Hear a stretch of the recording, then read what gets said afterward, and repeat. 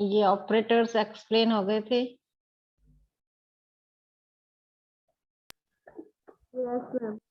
Yes ma'am. Okay, उसके अलावा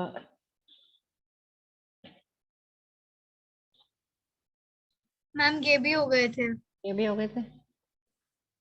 yes ma'am. Ma'am ये यही वाले करने थे मैम। ये बचे थे। ये नहीं हुए थे। No ma'am. Okay,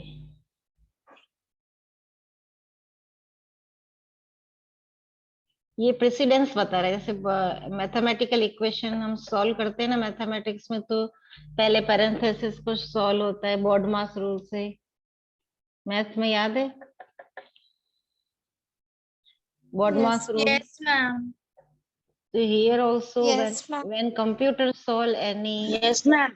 equation, when computer solve any equation in Python, if you write any mathematical equation, तो कंप्यूटर जो प्रोग्रामिंग में सॉल्व करता है ना, तो सबसे पहले वो पैरेंथेसिस को मतलब ब्रैकेट्स को सॉल्व करेगा।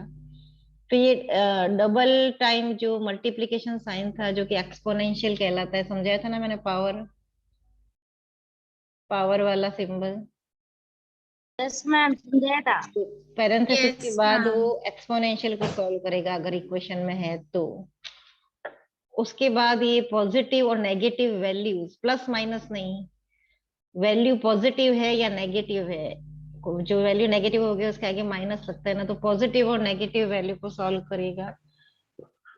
फिर मल्टीप्लाई, डिवीजन, फ्लोर डिवीजन जो डबल डिवीजन का साइन था, और मॉड्यूलर जो कि मॉड्यूलर मतलब जो रिमाइंडर फाइंड आउट करता था।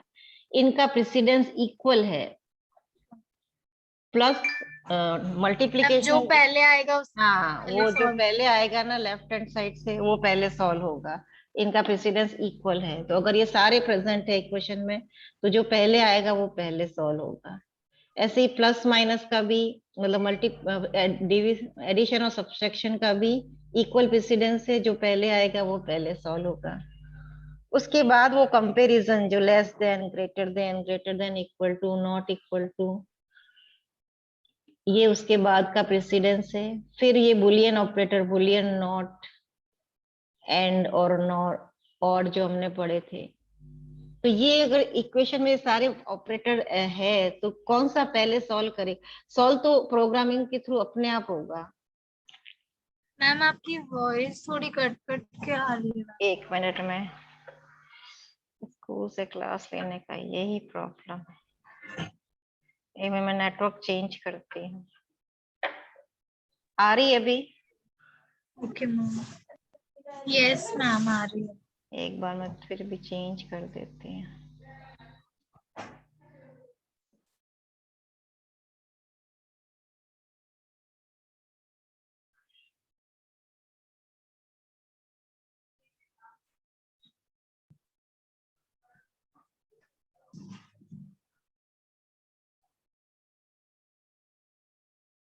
आ रही है आवाज? Yes ma'am. यस मैम आ रही है मैम, क्लियर। ठीक है, अब देखो ये जो यहाँ पे कुछ एग्जाम्पल दे रखे हैं, 10 + 5 - 3 × 2। अब यहाँ पे सबसे ज्यादा प्रेसिडेंस किसका है? मल्टीप्लिकेशन का। Yes ma'am. तो पहले ये मल्टीप्लाई करेगा, यहाँ 6 हो गया, यस बाकी 10 + 5 - 6 हो गया। 15। उसके बाद प्लस Yes. माइनस का इक्वल प्रेसिडेंस है, तो पहले जो लेफ्ट हैंड साइड में है पहले वो सॉल्व होगा। तो 10 + 5 15 मैम माइनस, पहले प्लस आया तो उसने 10 और 5 को प्लस कर दिया। तो इस तरह से। अब इसमें पहले क्या सॉल्व होगा? Bracket. Ma'am yes ma'am bracket के अंदर भी प्लस और माइनस के इक्वल प्रेसिडेंस है, तो पहले प्लस होगा क्योंकि पहले प्लस प्लस आया। तो 15 - 3, 15 - 3। फिर ब्रैकेट ही सॉल्व होगा, तो 15 में से 3 यस मैम 12 × 2 24। 24। अब यहाँ पे देखो सबसे ज्यादा प्रेसिडेंस मल्टीप्लिकेशन और डिवीजन का ज्यादा है, लेकिन मल्टीप्लिकेशन पहले आया है तो पहले 30 हो जाएगा, 10 × 3। फिर ये डिवाइड करेगा 10 से, तो 3 + 2 - 1। +2 प्लस - पहले 1 आया है तो पहले प्लस होगा, 5 - 1 4। 4। तो इस तरह से वो जो है it is similar to mathematics BODMAS rule which you are already using in mathematics. तो यहाँ पे ये प्रेसिडेंस आपको पता होना चाहिए। अगर आपसे पूछा जाए कि इसमें से कुछ ऑपरेटर्स दे दिए जाए प्लस माइनस, तो आपको पूछा जाएगा इनमें से सबसे ज्यादा प्रेसिडेंस किसका है, तो ये आपको पता होना चाहिए। मैंने वो स्वैपिंग वाला प्रोग्राम करवा दिया था क्या? Swapping of 2 digit. Yes ma'am करवा दिया था। मैम वो मैम वो एक्सचेंज करने वाली। हाँ, एक्सचेंज करना। Conditional statements in Python. अच्छा, अब कंडीशन कोई दे रखी हो, कई बार जो होता है हमारे पास 2 कंडीशंस होती है, उसके बेस पे हमको डिसीजन लेना होता है। तो अगर कंडीशन हो तो प्रोग्रामिंग कैसे होती है उसके बारे में हम पढ़ते हैं। You have seen program that execute in sequential fashion. अभी तक हमने जो प्रोग्राम पढ़े वो स्टेप बाय स्टेप सॉल्व हो रहे, उसमें कोई कंडीशन नहीं थी। हमको या तो ऐड करना था, या एरिया फाइंड आउट करना था, या पैरामीटर निकालना था। तो एक वर्क करना था जो स्टेप बाय स्टेप प्रोसेस था। In real life scenario, the program rarely executes sequentially. There has to be some sort of branching that occur in one way or other. In this section, we are going to study branching of the program. यहाँ हमको कुछ, अब हमें ऐसे programme करेंगे जिसमें हमको कोई ना कोई डिसीजन लेना होगा। एक कंडीशन ऐसी आएगी कि हमको आइदर दिस डिसीजन और दिस डिसीजन, दोनों में से एक डिसीजन लेना होता है। तो वहां पे उसको बोलते हैं ब्रांचिंग। प्रोग्राम में हमें ब्रांचिंग करनी होती है। तो ये जानने के लिए हमें क्या पहले देखना होगा, एक example. Suppose you want to go out for to play football with your friends. What will happen if it rain? Will you go out to play? अब आप बाहर जा रहे हैं फुटबॉल खेलने, अगर बारिश आ रही है तो आपको डिसीजन लेना पड़ेगा ना कि आपको खेलना है या नहीं खेलना, क्योंकि एक कंडीशन आ गई आपके सामने। यस और no? Yes. Whenever you are Yes doing ma'am. some work, sometime it happens that you have to take some decision. अब आप खेलने जा ही रहे थे रेडी होके और बारिश आ गई, तब आपको डिसीजन लेना पड़ेगा कि आपको खेलना है या नहीं खेलना है। In such situation, you use some kind of decision making component that can help you to evaluate such situation. तो आपको सोचना पड़ेगा कि मम्मी से पूछूं, वो हाँ कहेगी तो बाहर जाऊं, या खुद से ही डिसाइड कर लूं। आप एक बार को सोचने लगेंगे। So consider other example where you have to determine if a number is positive or negative. The simplest way to determine is to check if the number is greater than 0 or less than 0. अब कई बार computer में किस तरह की situation आती है कि आपको फाइंड आउट करना है, you have a variable, you ask the user to input a number, any integer number. तो वो नंबर जो यूजर ने आप एंटर किया है वो नंबर पॉजिटिव है या नेगेटिव है, ये फाइंड आउट करने के लिए आप क्या करोगे? कैसे पता चलेगा कि यूजर ने नंबर जो एंटर किया है वो पॉजिटिव वैल्यू है या नेगेटिव? तो ऑब्वियसली 0 और 0 से बड़ा होगा तो वो पॉजिटिव नंबर है, और 0 से छोटा होगा तो वो नेगेटिव है। यही होता है नेगेटिव है। Yes ma'am. तो you have to put some condition in your programming कि आपको यूजर ने नंबर, अभी तक तो हमने यूजर से नंबर लिया था और उसके बेस पे हम एरिया फाइंड आउट कर रहे थे या कोई भी इक्वेशन फाइंड आउट कर रहे थे, तो वहां कोई डिसीजन की जरूरत नहीं थी। Now we ask the user to enter one number and we have to decide that that number is positive और नेगेटिव। तो we have to put a situation, a condition कि अगर वो इट इज ग्रेटर देन और equal to 0 then it is positive, and if it is less than 0 then it is negative. इस तरह की situation जब आती है प्रोग्रामिंग लैंग्वेज में, तो we have to do some another algorithm we have to apply. तो वो कैसे करते हैं वो हम देखते हैं।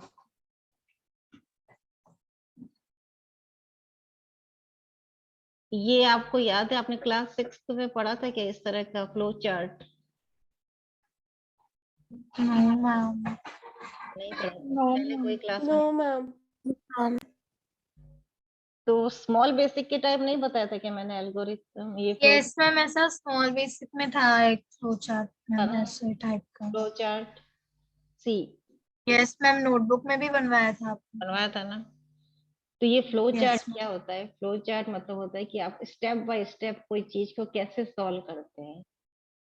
एल्गोरिथम होता है, इसको क्या बोलते हैं? Algorithm is a step by step approach to solve a problem to a complete task. एक टास्क करना है तो उसकी स्टेप बाय स्टेप प्रोसेस क्या होगा। तो अगर एक नंबर पॉजिटिव है या नेगेटिव वो फाइंड आउट करने के लिए, जैसे एग्जांपल लिया, सबसे पहले ये जो फ्लो चार्ट है वो स्टार्ट होता है, it will, we have to write start and stop. Start से स्टार्ट होगा और स्टॉप, ये दोनों ही ओवल शेप में लिखे जाते हैं। Then we have to input a Input. Number. जैसे ए वेरिएबल में हमने यूजर से मांगा कि राइट एंटर अ नंबर। अब यूजर ने नंबर ए में दे दिया, अब हमने क्या चेक किया, डिसीजन जब चेकिंग होती है ना, कंपैरिजन वगैरह, तो वो डायमंड शेप में होती है। तो हमने पूछा कि वो नंबर ए जो है वो क्या 0 से बड़ा है। अगर यस है, या दो डिसीजन है, अगर यस है तो वो पॉजिटिव है, if it is no then it is negative. Negative. Decision हो गया, यस है तो इस तरफ जाएगा, नो है तो इस तरफ जाएगा, तो ये पॉजिटिव प्रिंट करके स्टॉप हो जाएगा यस है तो, और छोटा है तो नेगेटिव प्रिंट करके स्टॉप हो जाएगा। तो like that, this is the procedure we have to think in our mind कि हमें क्या करना पड़ेगा, कि कोई नंबर पॉजिटिव और नेगेटिव है तो फाइंड आउट करने के लिए क्या लॉजिक लगाएं। तो आपको पता होना चाहिए कि नेगेटिव नंबर 0 से छोटा होता है और पॉजिटिव बड़ा होता है। So this situation you have to write in the program, and this algorithm and this flow chart you have to think in your mind कि कैसे लगाना है। तो फ्लो, ये जो बना हुआ है ना, इसको बोलते हैं flow chart. Flow chart pictorial representation होता है एल्गोरिथम का। हमने दिमाग में एल्गोरिथम सोचा कि हमको 0 से कंपेयर करना पड़ेगा, छोटा है या बड़ा। तो वो जो दिमाग में आपने सोचा और ये जो स्टेप्स लिखे हैं, स्टेप 1, स्टेप 2, स्टेप 3, इसको बोलते हैं algorithm. Step by step process to solve a problem. And इसी एल्गोरिथम का जब हम डायग्राम बनाते हैं तो उसको बोलते हैं flow chart. Flow chart. This flow chart and this is algorithm. तो फ्लो चार्ट क्या है? Pictorial representation of algorithm, and algorithm is the step by step approach to solve a problem. समझ में आया दोनों में डिफरेंस? तो ये तो मैन्युअली करने के लिए है। प्रैक्टिकली आपको क्या करना पड़ेगा? प्रोग्राम लिखना पड़ेगा। डिसीजन मेकिंग प्रोग्राम लिखने के तरीके होते हैं। नहीं, एक तो होता है सीक्वेंशियल कंट्रोल, एक होता है कंडीशनल कंट्रोल। जो हम सीक्वेंशियल हम पढ़ चुके हैं, जो अभी तक हमने किया है। अब हम करेंगे कंडीशन कैसे दी जाती है, how to take decision. There are special control structure that execute a set of statement based on the result. तो इसको जैसे पूरा पढ़ेंगे तो टाइम वेस्ट होगा। हम ये 3 तरीके हैं, if else, if else, if elif else. पहले हम इसका कर लेते हैं प्रैक्टिकल, तब आपको समझ में आएगा, थ्योरी समझ में नहीं आएगी। तो एक प्रोग्राम लेते हैं,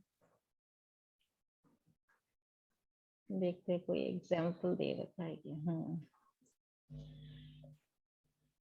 फॉर एग्जाम्पल वी, आपको यूजर से 2 नंबर लेने हैं, ए और बी। पहले हम प्रोग्राम का एग्जाम्पल लेते हैं, फिर थ्योरी पढ़ेंगे।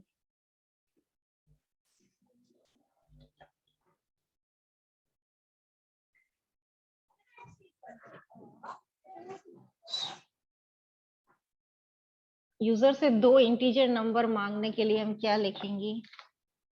हम input. फर्स्ट में हमने लिख दिया हम int int फिर input. Input, Enter the value is. Enter first number.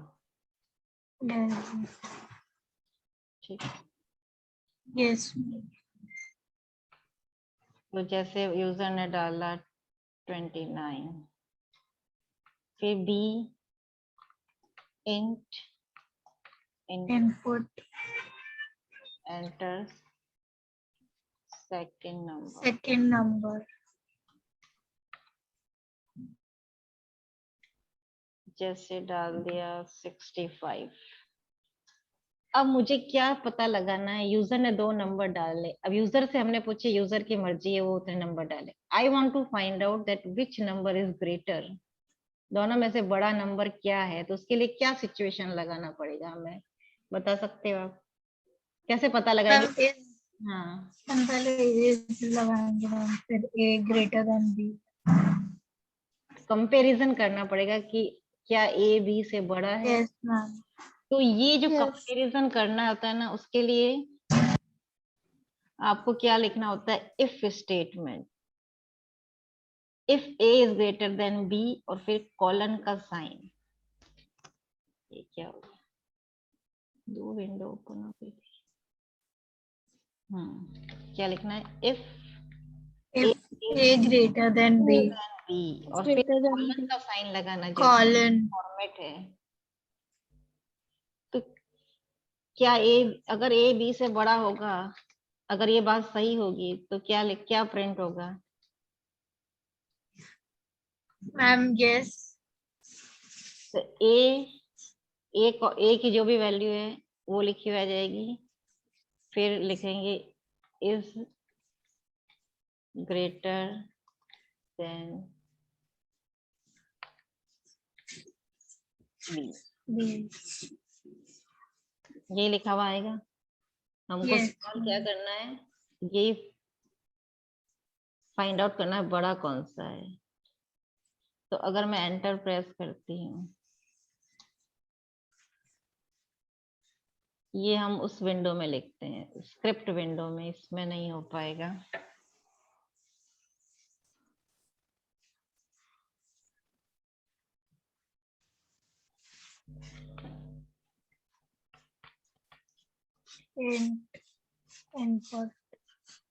Enter the first number.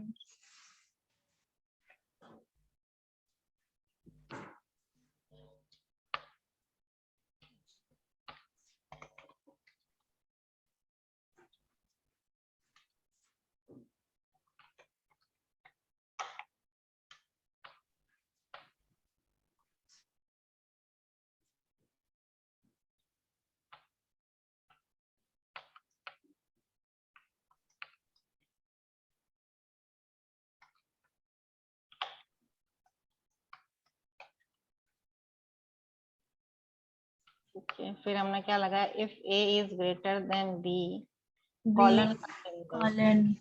तो क्या प्रिंट होना चाहिए,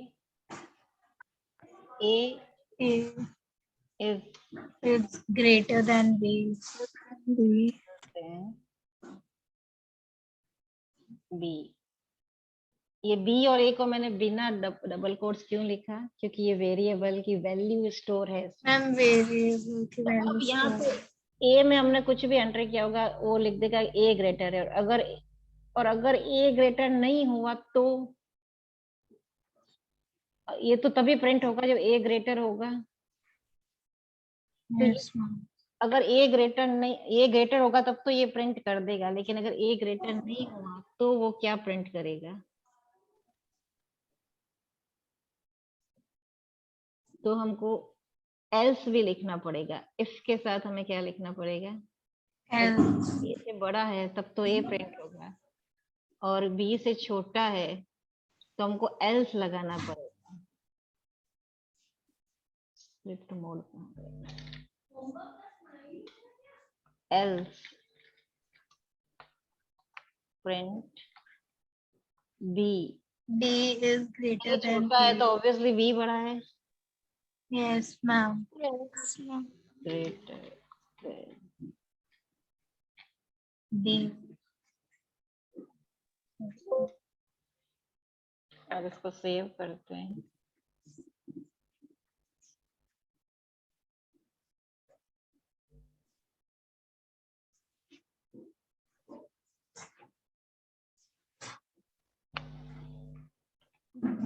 कुछ भी नेम दे सकते हैं हम फाइल का। Go to run, press run module. अब ये फर्स्ट नंबर जैसे मैंने मांग दे दिया 67, 7 मैंने दे दिया Second. 4, 34. 67 इज ग्रेटर देन 34 आ गया। 34. आ गया ना, जो भी बड़ा होगा। अब दूसरा नंबर देख के देखते हैं। Yes, इसको ma'am. दोबारा रन करती हूँ मैं। अब मैं पहले दे देती हूँ 45। पहले हमने फर्स्ट नंबर बड़ा दिया था ना। Yes ma'am. Yes, ma'am. 45 is greater than 30. 45 is greater than 33. So what we have done, we have to find out, there is a condition कि यूजर कौन सा बड़ा एंटर करेगा, कौन सा छोटा एंटर करेगा, ये यूजर पे डिपेंड करता है. तो एक कंडीशन देने के लिए हमने क्या लिखा, इफ. मैं खाली if A is greater than B लिखती तो ये अगर ए बड़ा होता तो प्रिंट कर देता, लेकिन अगर ए बड़ा नहीं होता तो वो कुछ भी प्रिंट नहीं करता. तो मुझे दोनों ही सिचुएशन में प्रिंट कराना है कि अगर ए बड़ा है या ए छोटा है, दोनों ही कंडीशन, जो भी बड़ा है, ए बड़ा है तो ए प्रिंट करे, बी बड़ा है तो बी प्रिंट करे. तो मैंने क्या लगाया, एल्स. या तो ये होगा या ये होगा, तो बीच में क्या लगाना पड़ेगा, एल्स. तो इसको बोलते हैं control statement. Control statement means there is a condition and we have to find out which is the true condition. तो ये एग्जाम्पल आपके बुक में दे रखा है. तो अब मैं वापस वो थ्योरी पढ़ती हूँ.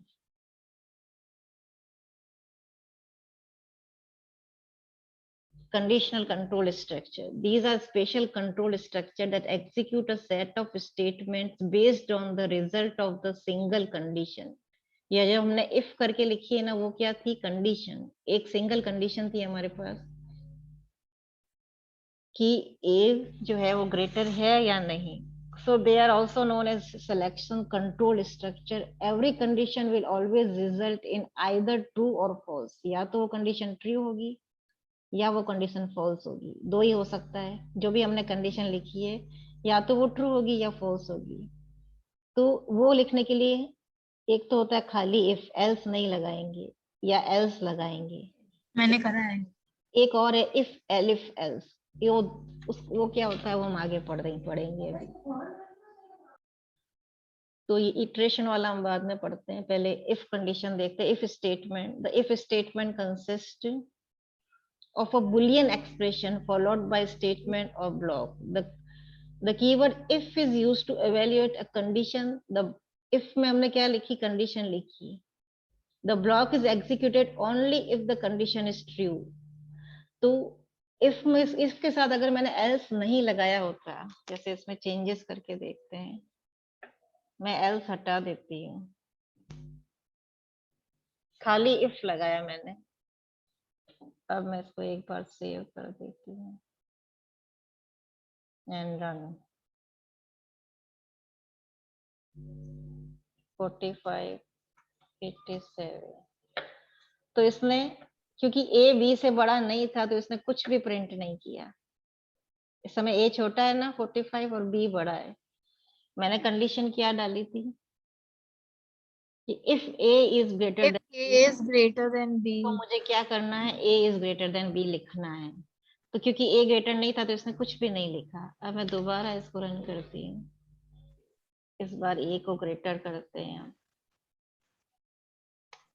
तो इसने लिख दिया 67 is greater then 44.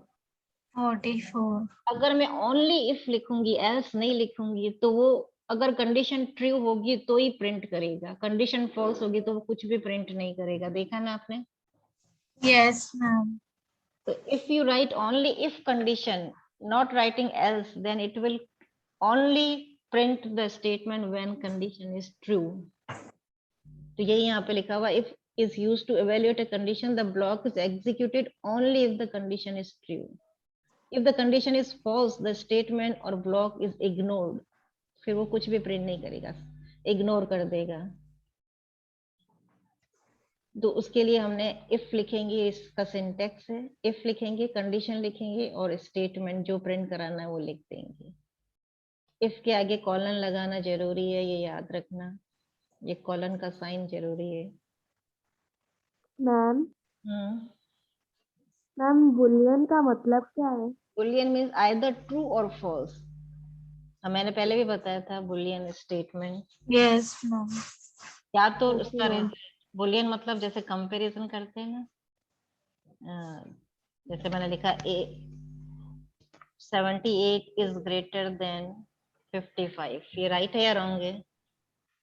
Ma'am right है, ट्रू आएगा. अगर राइट है तो ये ट्रू लिख दो. और अगर मैं लिख दूं 78 इज लेस देन 55, तो ये फॉल्स लिखिए। फॉल्स। आपने कंडीशन लिखी है वो या तो ट्रू होगी या फॉल्स होगी, तो उसको बोलते हैं बुलियन, मींस आइदर और आइदर इट इज ट्रू और फॉल्स, तो उसको बोलते हैं। तो इफ कंडीशन में, इफ और एल्स में हम जब भी लगाएंगे तो या तो वो स्टेटमेंट कंडीशन जो भी हमने लिखी है वो ट्रू होगी, तो ट्रू वाला पार्ट, अगर हमने एल्स लगाया है तो ट्रू वाला पार्ट हो जाएगा, और फॉल्स होगी तो अभी जो हमने किया था ना यहाँ पे एल्स लगा के, तो यहाँ पे क्या था, if A is greater than B, अगर ये बात सही है तो वो क्या प्रिंट करेगा, ये लाइन, सिर्फ ये लाइन प्रिंट करेगा और नीचे वाली लाइन को इग्नोर कर देगा, एल्स वाले पार्ट को वो इग्नोर कर देगा। और अगर ए इज ग्रेटर देन बी नहीं हुआ, ये कंडीशन फॉल्स हो गई, तो ये फर्स्ट वाली लाइन को इग्नोर कर देगा और एल्स वाले पार्ट को प्रिंट करेगा। if you write the if and else condition and if you write a condition in if part, तो अगर कंडीशन ट्रू हुई तो ही ये लाइन प्रिंट होगी और नीचे एल्स वाला पार्ट इग्नोर हो जाएगा, और अगर कंडीशन फॉल्स हुई तो ये वाली लाइन इग्नोर कर दी जाएगी और ये एल्स वाली लाइन प्रिंट होगी। समझ में आ रहा है? when we write yes ma'am.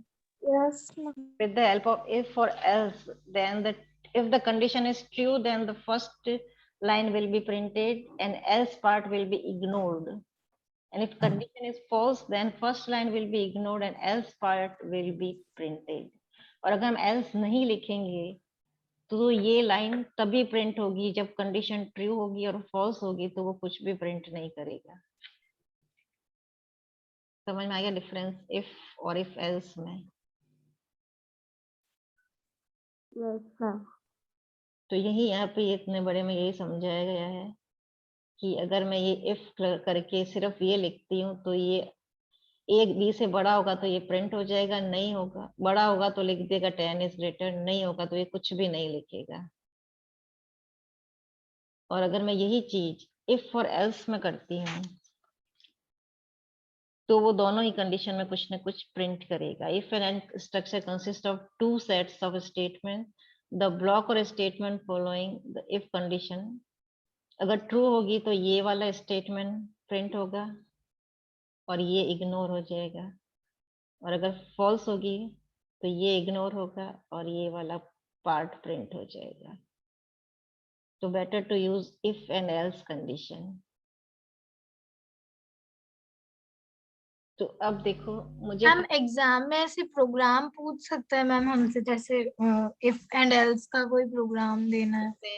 वही प्रोग्राम पूछे जाएंगे जो मैं करवाऊंगी। अब आप बताओ वोट करने की एज क्या होती है? Ma'am 18 above. 18 and above. तो मुझे यहाँ पे एक प्रोग्राम लिखना है। मुझे एक एज नेम का वेरिएबल मैंने दिया और यूजर से मैंने पूछा enter your age.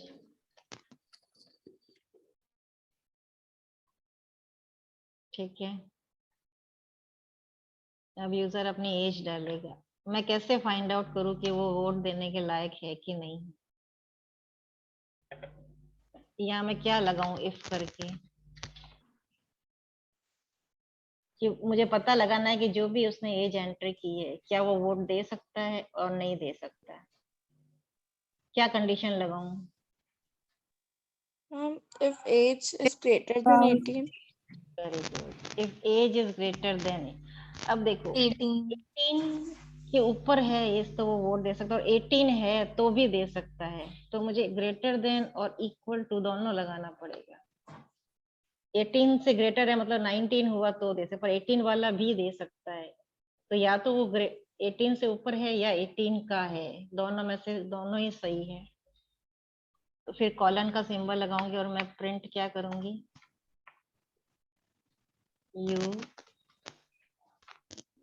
you are eligible to give vote। ठीक है, और अगर वो 18 से ऊपर नहीं हुआ तो मैम इग्नोर हो जाएगा स्टेटमेंट। इसमें तो इग्नोर हो जाएगा, जैसे अभी पहले यस लिखते हैं एल्स नहीं लिखते हैं। सेव कर दो F5। Run module. मुझे एज पूछी, मैंने लिख दिया 35, तो लिखता you are eligible to You are eligible to give vote. अगर मैंने एज लिखी होती 15, मैम इग्नोर हो जाएगा. अब मैं दोनों ही कंडीशन में जानना चाहती हूँ, तो मैं क्या लिखूंगी? Else Else print you are not eligible to give vote. Vote. अब मैं इसको वापस से सेव करती हूँ और रन करती हूँ। Run module. इस बार मैंने वापस दिया 12, You are not eligible to give vote. If और एल्स लिखेंगे ना तो कंडीशन फॉल्स होगी तो भी कुछ लिखा हुआ आएगा, और अगर खाली इफ लिखेंगे तो ओनली ट्रू होगी तो लिखा आएगा, फॉल्स होगी तो इग्नोर कर देगा। और इफ और एल्स में क्या होगा कि मैम दोनों में आएगा लिखा हुआ. समझ में आ गया डिफरेंस? Yes ma'am. अच्छा, तो अब तुम बताओ कि मैंने एक यूजर से इनपुट लिया, Yes ma'am. Enter a number. मुझे फाइंड आउट करना है यूजर ने जो नंबर एंटर किया है वो पॉजिटिव नंबर है या नेगेटिव नंबर है, तो क्या कंडीशन लगा? Ma'am if the number is greater than 0. If a number ए में a is greater than Yes ma'am. 0. Equal to होगा तो भी पॉजिटिव होगा, नो मैम ग्रेटर होगा तो मैम. खाली 0 नंबर हुआ तो क्या होगा? वो नेगेटिव और पॉजिटिव? Ma'am negative. मैम 0 क्या होता है? या खाली मैम पॉजिटिव होगा. Ma'am positive. होगा ना? मैम 0. या तो 0 को लेते ही नहीं है अपन, चलो नंबर इज ग्रेटर देन कर देते हैं अपन 0, या तो 0 Yes. ऊपर डालेंगे या नीचे डालेंगे। तो क्या प्रिंट करूं? Number is greater than 0. Number is Positive. Ma'am positive है. देखो this is This number. This is positive number. ठीक है, और अगर वो पॉजिटिव नहीं हुआ तो Else this is not a positive. This is a negative. Negative number. Negative. ठीक है, सेव करते हैं। जैसे अगर मैंने डाल दिया -6, this is a negative number. 0 से नीचे जो भी होगा वो माइनस में ही आएगा। अगर मैंने डाला 7, this is a positive number, right? Yes ma'am. अब आप अपने एक क्वेश्चन लिखो, अपनी तरफ से ट्राई करोगे, अगली क्लास में मुझे बताओगे। अगर आपको एज एंटर करनी है, अगर एज जो है वो 15 से ऊपर है तो आपको वैक्सीनेशन नहीं लगेगा। नहीं, 15 से ऊपर है तो आपको कोविड का वैक्सीनेशन लगेगा, उससे छोटे हैं तो नहीं लगेगा। ये फाइंड आउट करना है। You are eligible for the COVID vaccination if the age is 15 and above, and if it not 15 and if it less than 15 then you You are not eligible for COVID vaccination. ये programme आप बनाओगे और अगली class में मुझे बताओगे, ठीक है? Yes ma'am. ओके, अभी टाइम बचा है क्या? मैम 2 minutes है. 2 मिनट्स है. 2 minutes left. यहाँ पे की है ना आपकी बुक में, ये इतनी लंबी आपको पढ़नी, जो समझ में यही समझाया जा रहा है इसमें कि if or else में either if the condition is true, if part will be printed and if it is false, else part will be printed। यहाँ पे एग्जाम्पल देख रहा है, प्रोग्राम को check the divisibility of number by 5। कौन सा number है जो 5 से डिवाइड होगा? ऐसा कौन सा डिजिट है जो 5 से पूरा डिवाइड होता है? ये फाइंड आउट कैसे करेंगे हम? कौन सा नंबर 5 से पूरा जाता है जिसका रिमाइंडर 0 बचेगा? 5 से जिसको भी डिवाइड करेंगे, जैसे 25 है, 25 डिवाइड बाई 5 करेंगे तो रिमाइंडर कितना बचेगा? 0 बचेगा। Yes ma'am. जिसका रिमाइंडर 0 बचेगा वही जो है 5 से डिविजिबल है, जिसका reminder. Yes ma'am. Yes, ma'am. ये डिटेल में अगली क्लास में पढ़ेंगे, अभी टाइम हो गया है। आप वो क्वेश्चन वाला करके बताना, ठीक है?